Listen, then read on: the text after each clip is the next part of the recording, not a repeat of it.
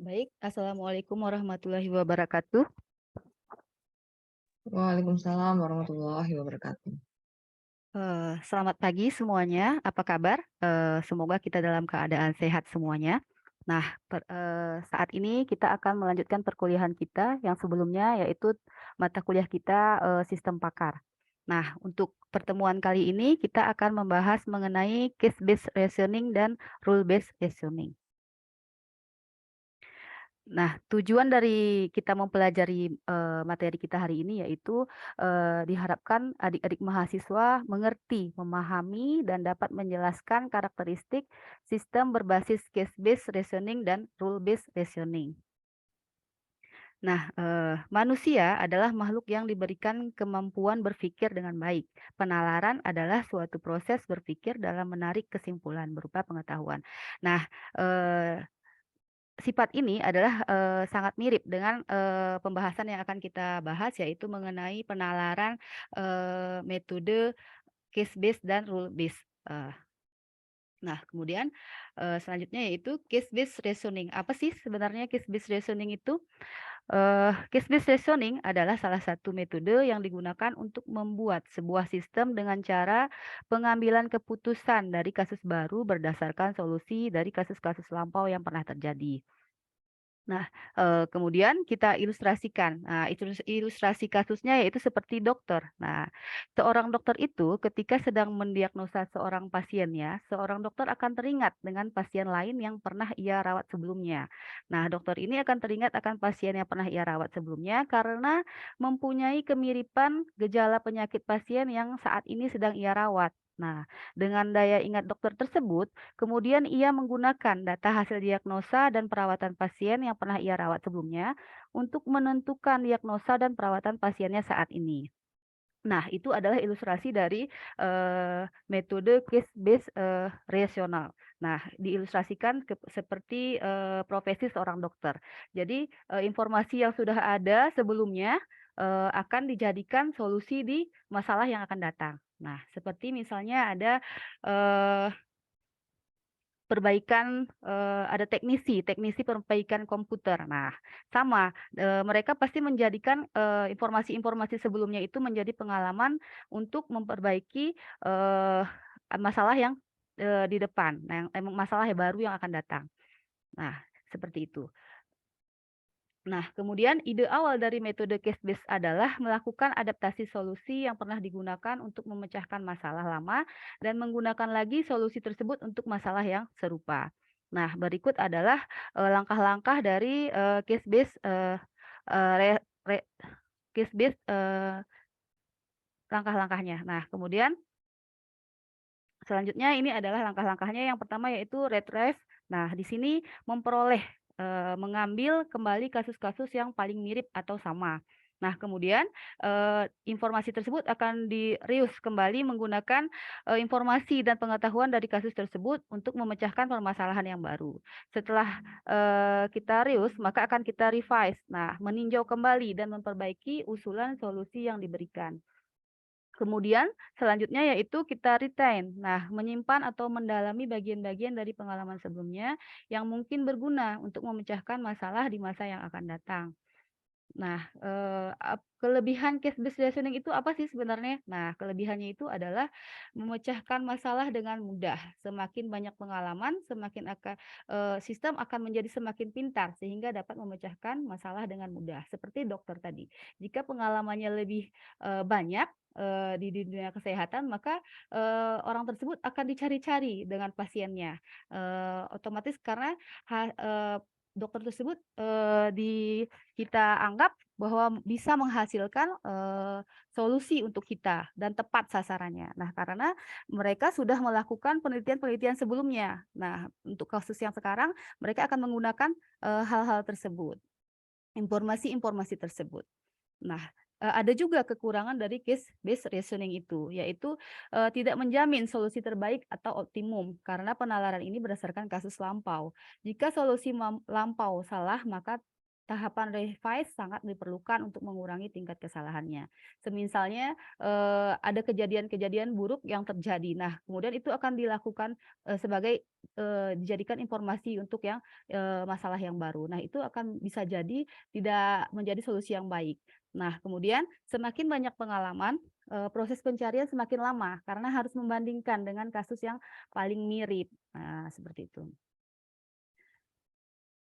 Nah, kemudian untuk sejauh ini, ada pertanyaan, rekan-rekan mahasiswa? Nah, silahkan memberikan pertanyaan jika memang ada yang tidak paham sejauh ini mengenai case based reasoning. Ya, baik, terima kasih atas, responnya. Kemudian, selanjutnya memasuki materinya yaitu rule based reasoning. Nah, yang tadi sebelumnya adalah case based reasoning dan yang sekarang adalah rule based reasoning. Apa sih bedanya case based dan rule based? Nah, di sini adalah yang kita bahas rule based reasoning. Nah, rule based berarti sudah dikatakan dengan jelas di situ bahwa aturan. Berarti metode ini terkait dengan aturan yang dibentuk. Nah, jadi dalam metode ini penyelesaian masalah berdasarkan pendekatan kecerdasan buatan menggunakan teknik penyelesaian masalah berdasarkan pada aturan-aturan yang terdapat pada basis pengetahuan. Nah, seperti itu. Nah, langkah-langkah, rule based seperti apa? Nah, ini adalah langkah-langkahnya. Yang pertama, berisi semua pengetahuan dari permasalahan yang dihadapi. Nah, yang kemudian selanjutnya dikodekan ke dalam, aturan if then. Nah, dan sebuah tempat penyimpanan atau basis data yang mengandung data, pernyataan, dan informasi awal. Nah, yang ketiga yaitu sistem akan memeriksa semua aturan kondisi if yang menentukan subset set konflik yang ada. Nah, selanjutnya jika ditemukan, maka sistem akan melakukan kondisi then. Nah, perulangan atau looping ini akan terus berlanjut hingga salah satu atau dua kondisi bertemu.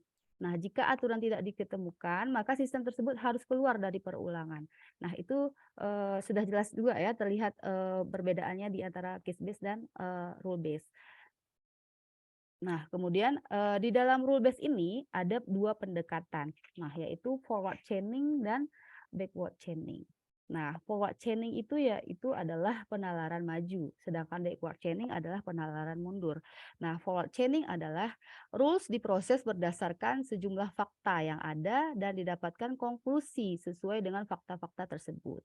Nah, pendekatan ini juga disebut dengan data driven. Nah, kemudian backward chaining adalah di mana diberikan target atau goal, kemudian rules yang aksinya mengandung goals di-trigger. Nah, backward chaining ini cocok untuk menelusuri fakta yang masih belum lengkap tersebut. Juga, disebut, goal driven ya. Jadi perbedaannya forward dan backward ini adalah, jika forward itu berdasarkan dari, data awal, nah sedangkan di backward ini kita sudah dapat tujuannya, goal-nya sudah dapat terlebih dahulu.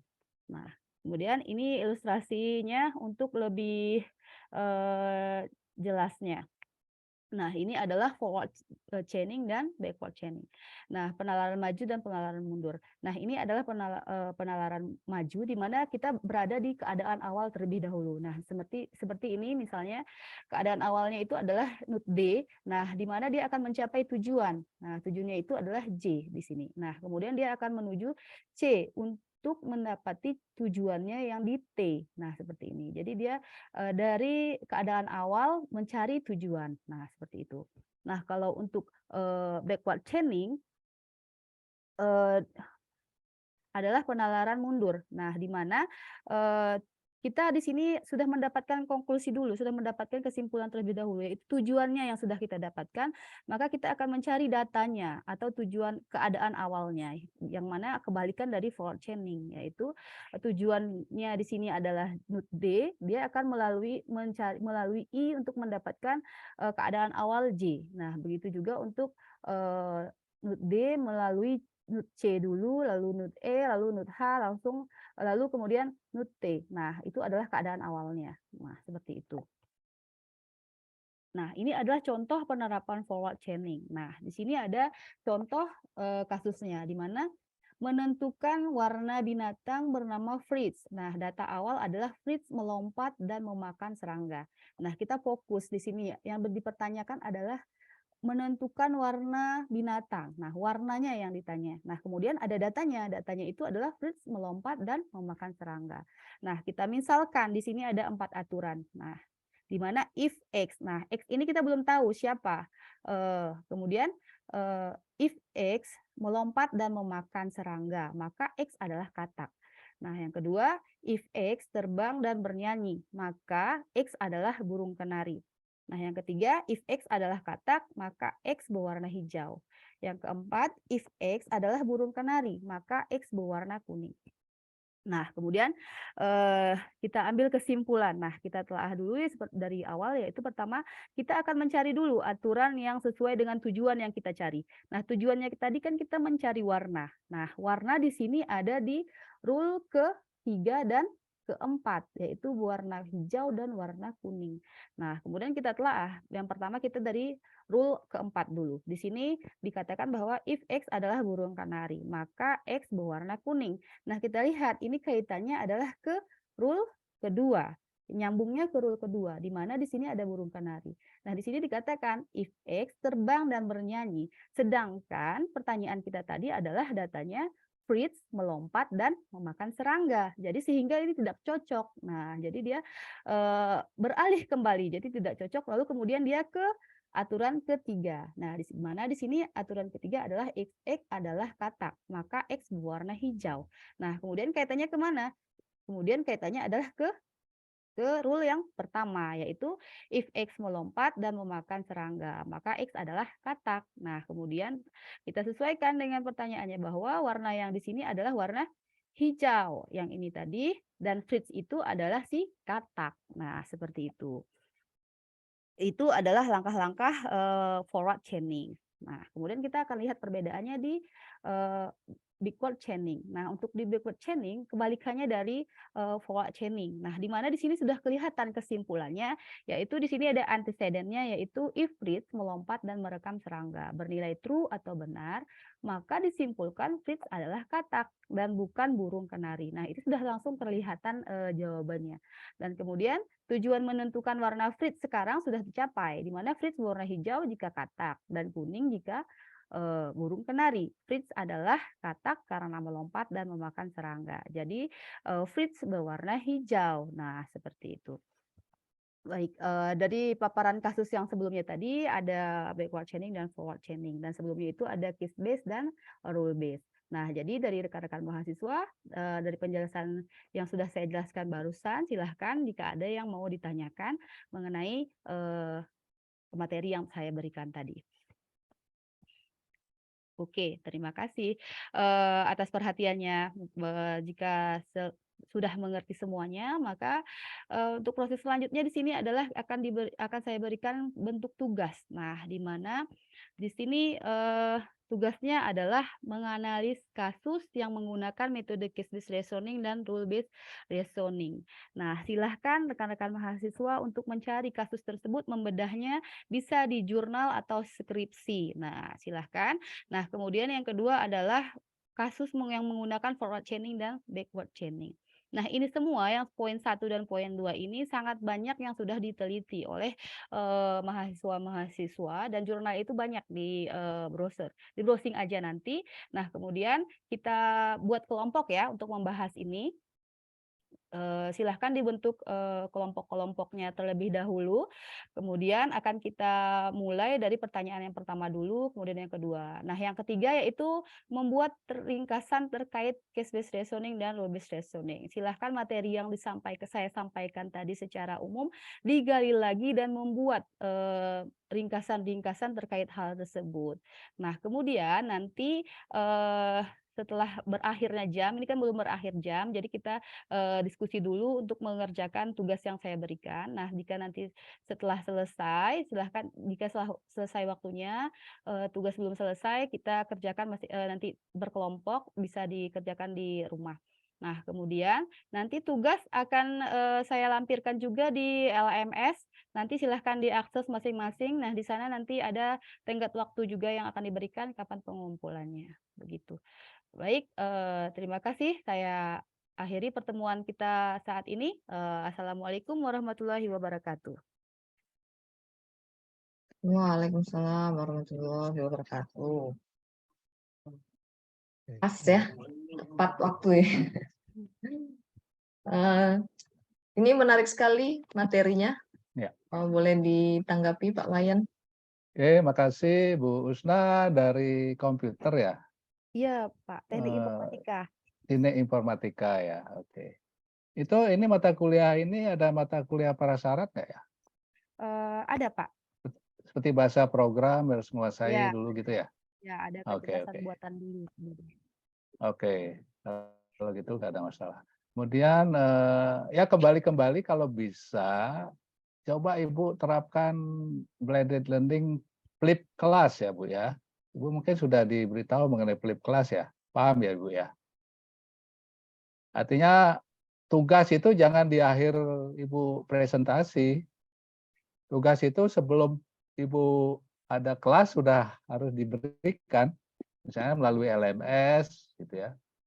Nah, kalau Ibu mau mulai dengan penjelasan, itu harus Ibu mulai dari case-nya itu Ibu sendiri yang menyampaikan case di awal, kemudian dipecahkan bersama-sama dengan mahasiswa.